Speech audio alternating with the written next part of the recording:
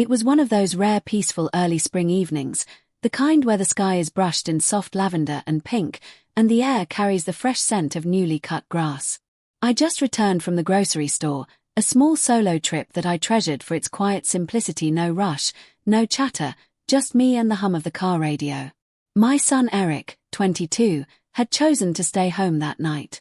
He was back from college, taking time off after graduation, searching for direction in life. I wasn't pushing him. At his age, I'd known what it meant to feel lost, drowning in expectations. It was a comfort to have him around again. The house had felt too empty since he moved out. When I stepped inside, the familiar scent of lemon cleaner mixed with worn wood welcomed me.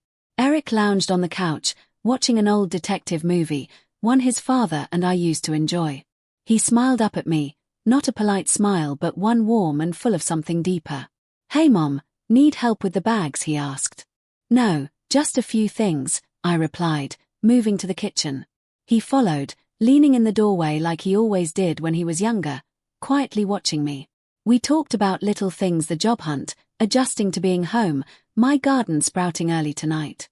He wasn't distracted, he was fully present, and I found myself moving slower, more aware.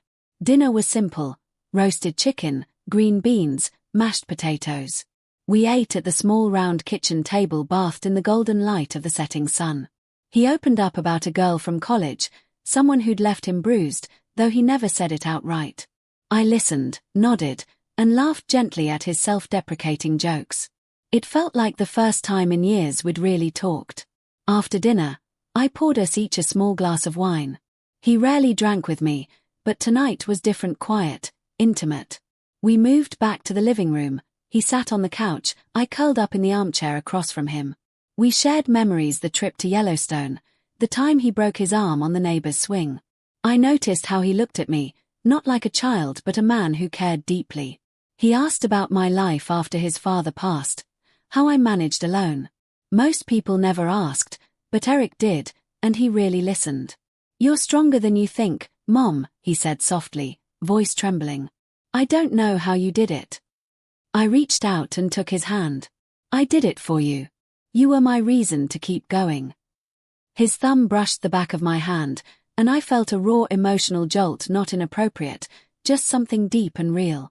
We sat in silence, the ticking clock, the hum of the fridge, until he stood and kissed my cheek softly.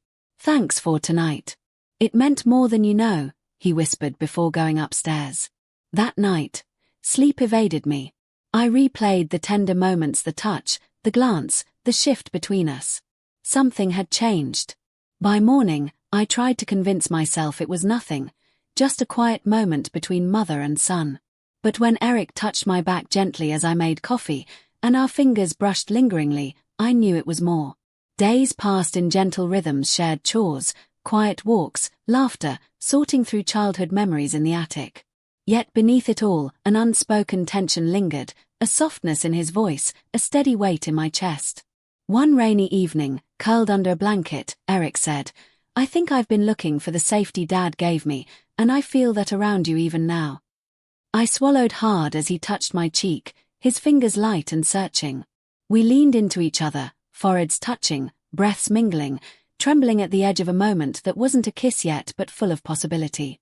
"I'm still your son," he whispered. Behind me later that night, as he kissed my shoulder, "But tonight I just want to be someone who's here with you." Tears welled in my eyes. I didn't turn around, I just nodded. It wasn't a night of answers but one of quiet recognition. We were walking a line neither expected: delicate, tender, uncharted. Eric stayed longer than planned, but eventually he knew he needed to leave, not because of what had happened, but to find himself without leaning on the past, without leaning on me. At the porch that last morning, we hugged long and warm, full of everything left unsaid.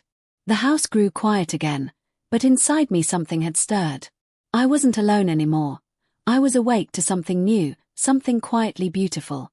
That night, wrapped in a blanket under the stars, I realized we had crossed a boundary, but with care, honesty, and restraint.